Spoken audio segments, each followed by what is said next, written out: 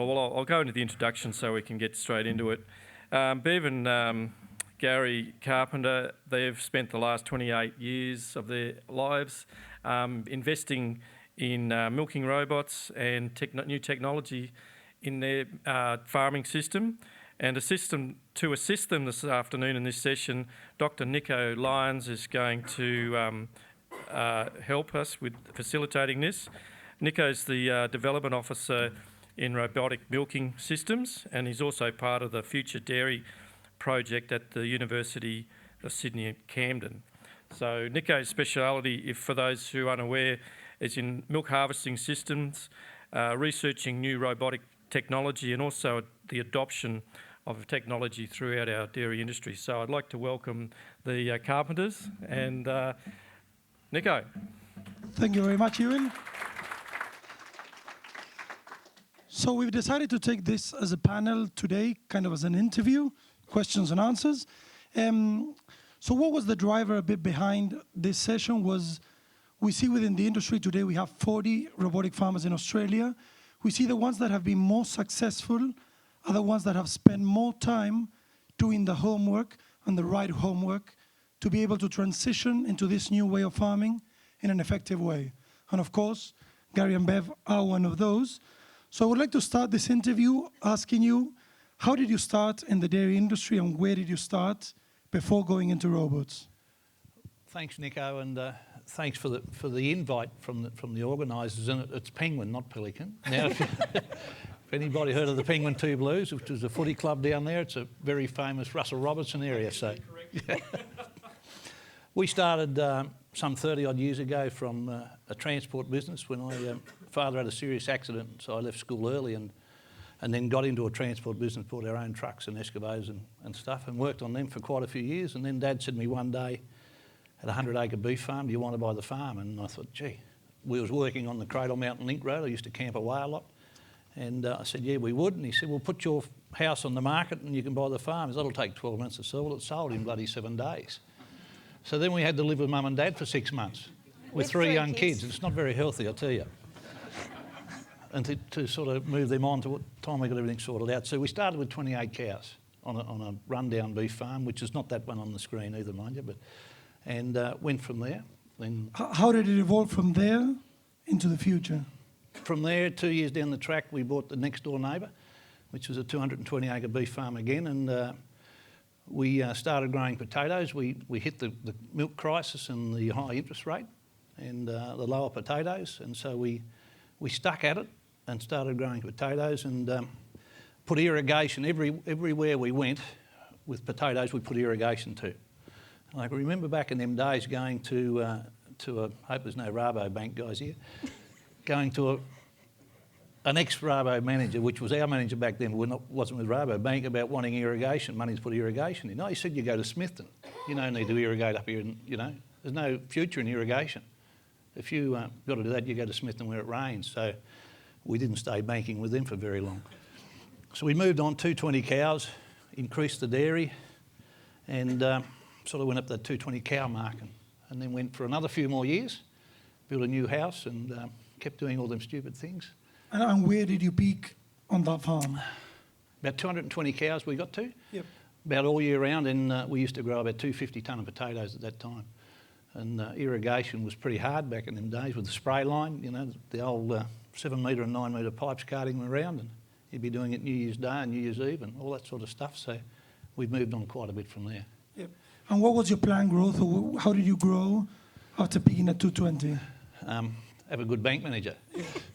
So from there, we had the tree industry, the MIS scheme wanted to move into our area, and we're south of Penguin or Devonport where the Empress, or not the Empress, that's the old boat, where the Spirit rocks up. So we're south of there, and it's beautiful red country, about 1,200 mil of rain, really, really rich soil, and the MIS schemes was wanting to move in. So they was going to buy our neighbour, which was a 4th generation farm, which was about 600 or 700 acres. So the community got together not to stop the MIS scheme, to really make them be aware of the land they was putting trees on. Well, after a real battle, and you might have saw it on Landline and ABC TV at the time, and we had the police and everything at meetings, so it got a little bit out of control. Eventually, Great Southern pulled out. So, and that farm still went on the market. We put in a tender for that farm and unfortunately didn't get it. But our other neighbour, which also was a fourth generation, was going down the road one day and here's a for sale sign on their front lawn. And I come home and I said to Bev, we was on the boundary of a river and we had two fourth generation farmers which we always thought would buy us. When we wanted to get out, they would buy us. And I said, shit, we're going to be stuck here. You know, we've got to buy this farm, otherwise we're down on this little farm on our own for the rest of our lives. So I rang the real estate agent just to find out what they wanted, and he gave me a price. I said, no, that's too much. And he said, what would you offer? And I told him. And so we said, well, we'll go down and meet. And Bill and, like the neighbour and myself, we grew up with one another all our lives, played footy all together all our lives. So we went and sat at the kitchen table with the grandmother and the son and the grandson. Went through and I give them my price, and the grandmother said, oh, we want you to take the cows. We want you to take the machinery. You've got to take the hay. We don't want a clearance sale. And I thought, gee.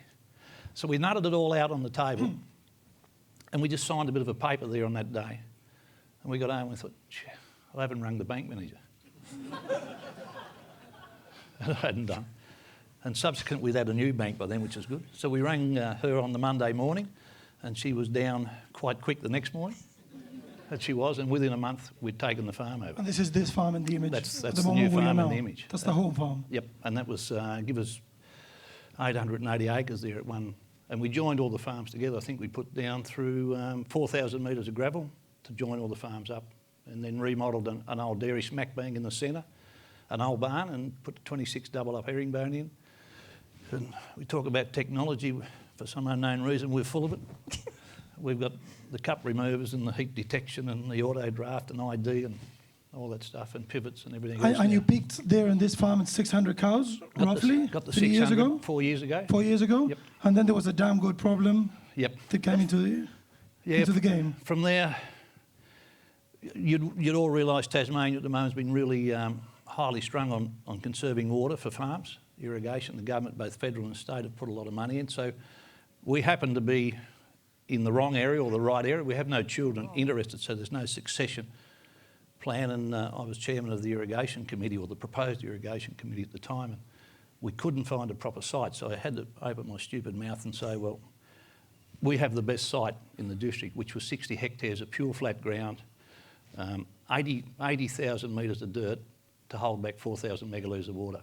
To build that is on the other side of this road? That's just on down over the bank. So you sold off the 60 hectares of that? 60 hectares. And what happened after that? It was acquired. It was acquired. I didn't sell it off, it was acquired, which is not a really good process. Yeah. So after that we thought, well, what are we going to do?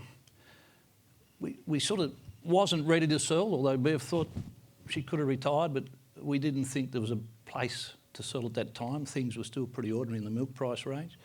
So we went looking for more farms, and we had expecting the money to come on board at any given time, but you know what governments are like. So you might get it tomorrow and it could be 2 years. So we went down to Gunns Plains, which is only 15 minutes away. And we're 330 metres above sea level at South Rona. Gunns Plains is 67, but we're only 15 minutes from here to here. And I went down, I used to do a lot of work years ago down in this area, contracting with the hops. And we got down there and it was for sale signs on these farms. And I said to Bev, they're the ones we should be looking at. So I rang the agent that night, and one had already been leased, and the farms are owned by a trust. The principal is a Tasmanian, but he is based in Singapore. And he had them on the market through ill health. He was suffering throat cancer at the time, and probably thought his life was going to end. So he'd put them on the market. So we'd come to an agreement on a section of the land which was 400 acres left on a lease buyer through the agent. We'd never spoke to the owner, never saw him, didn't even know who he was. So we'd come to an agreement through the agent with a bit of haggling on the price that we would lease it for 3 years and we could buy it at any given time.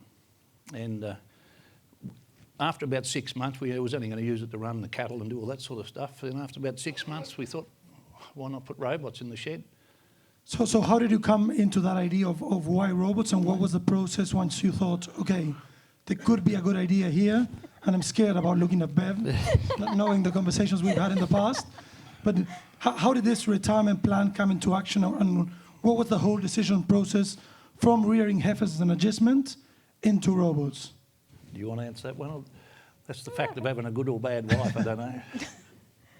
No, well, we were looking at retirement, and Gary has no interests, no hobbies, nothing outside the farm. And I thought, well, if we retire, he's going to go stir crazy. He's just going to go nuts. So we'd sort of looked at robots and we thought, well, I love breeding cows. He likes growing grass. We can still do that and not have the hands-on manual work of actually milking cows. So we started looking at that and we thought, well, if we got a good manager in there, then we can still troop off and start doing some visits around the world or whatever and still have that interest to come back to. So at that stage you visited, had you seen any farm? Like what was the process? Not at that stage, no. Yeah. Then we went to John Van Atkins's in Smithton, which he would probably be one of either the second or third guy to install AMS in Australia. A Dutchie, which does a really good job, and went and had caught him and he was having a coffee and he said, it's milking time, John. Yeah, he said, they're milking over there. And we'd still had a real big concept on how they operated, so I think we stayed there 3 or 4 hours with him, and we just got more motivated as the time went on, more and more motivated. And then there was an AMS group with Nick Norton, Dornoff and Marcus Croden. So there was 3 of them operating, so we was able to get involved with that group before we put them in. So you started doing some investigation into commercial operations and how they were working. Yeah, and then we sort of decided, well, this is what we'd do.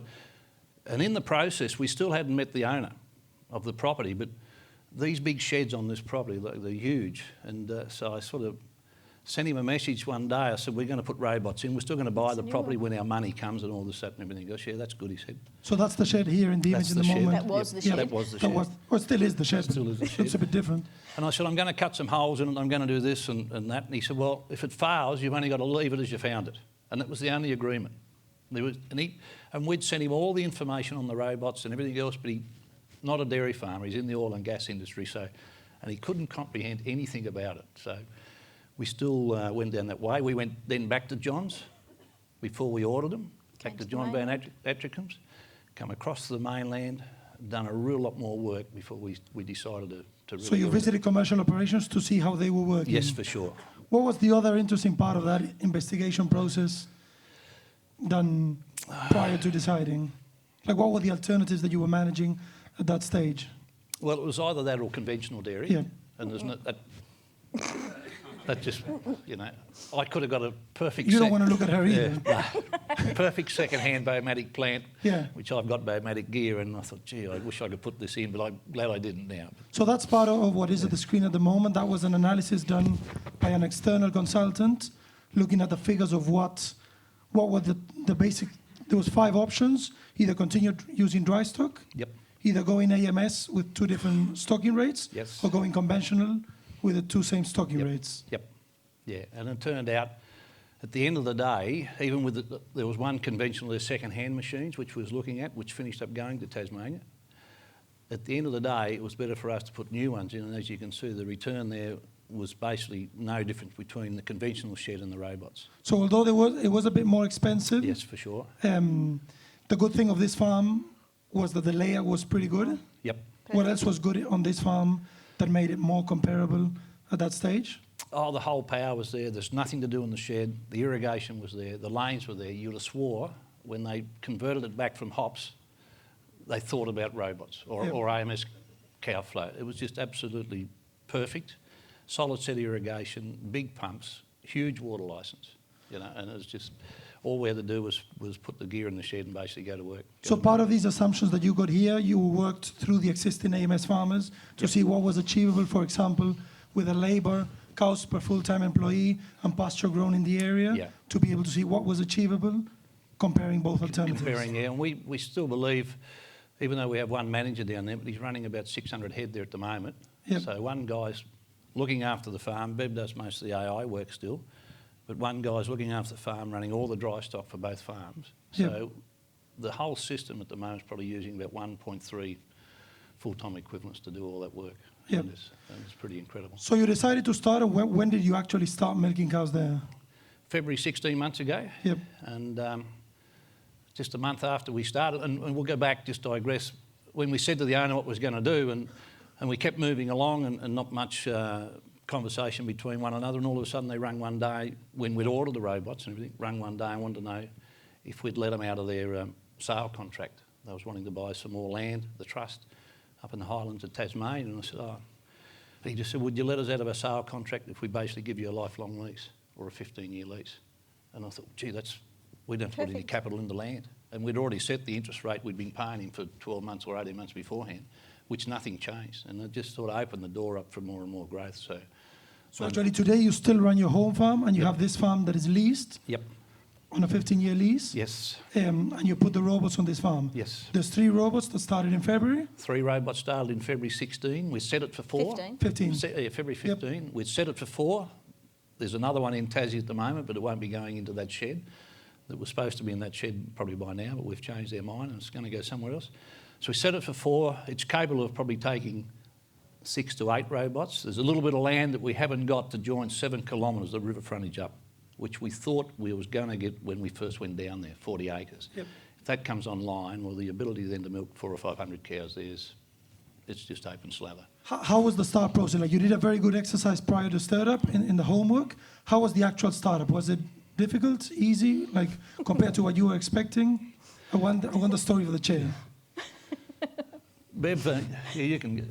Well, it was 4 months behind schedule, and we'd planned the whole process right through, reseeded all the farm 12 months in advance, had grass galore, thinking it was going to go around November time, and it got held up. And then you get Christmas and no one works and no one wants to work. So we had to mow everything, silage everything, and then trying to get it to grow all again and come into February. But in hindsight, it turned out beautiful. The weather was perfect. It was getting 30 degrees, beautiful nights, beautiful days, and the cows had calved at home, had already been breaking in. And Bevan, the work, you stayed at home, didn't you? One night, put all the collars on. That was on me, 60. Jade. Yeah, Bevan, our daughter Jade, put the collars on 60 cows one night on the Wednesday. Shot them down, we unloaded them, walked them through the shed, put them out in the paddock, and started at about, I think, 11 o'clock next morning at 60. While I was putting them 60 through, another 80 come down and put them through the shed. And within that 24-hour period, the Lardy guys had programmed them 140 or 50 cows, whatever it was. And by Friday, I hadn't seen Bev for a couple, 3 or 4 days, because we lived on site. By Friday, and our agreement was with Lardy basically 24/7 for X amount of days to get these cows to work and walk and do all this sort of stuff. By Friday, everybody had gone off site, bar myself, my daughter and my next door neighbour. Friday at about 3 o'clock, they'd all gone. And Bev turned up at the farm. What did she find? Oh, well, I got down there and I thought, oh, what am I going to find? These guys are going to be tearing their hair out and everyone's going to be at each other. And walked in the shed and here they are, basically sitting here like this, sipping whiskey. What was happening in the background? Watching the cows going through, it was just too easy. It was. It was, yeah. So I think just to put that into context, it's not that I think it's easy per se. I think you've done a whole, I think you're very good managers and maybe Bev, you want to comment on that? What has guaranteed that success? Here I put up a graph that compares the production in the straight line of Gary and Bev compared to the average of 9 farms that are being monitored all throughout Australia in the AMS KPI project. And they peaked with 170 cows in almost 31 litres, 31 and a half litres in October. So you're achieving pretty good results and amazing results for the first year. I think part of that has to do with the homework, but what do you attribute it to? Just the cows. I mean, they love the system. It's so gentle. It's so calm. They come in, they look around, see who's watching them, don't really care, just go in, do their business.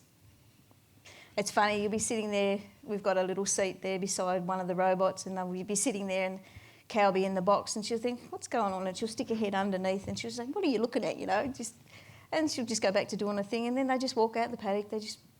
We've had hundreds of people in there at certain times and the cows don't care about anything. They just come and go and it's just so gentle and everything on the cows. It's been 16 months of a smooth journey overall. It has. If I ask you now, and I know every time I ask this question, the answer changes, so it might change from what I asked yesterday driving here, but what does the future hold? If you've got to look, first time I met you and I spoke to you, Bev, on the phone, you said, this is my retirement plan. Mm-hmm. I'm putting this, winding down from the 600 cows to 300 cows. If I ask you now, what is your plan for the future? What does the future hold?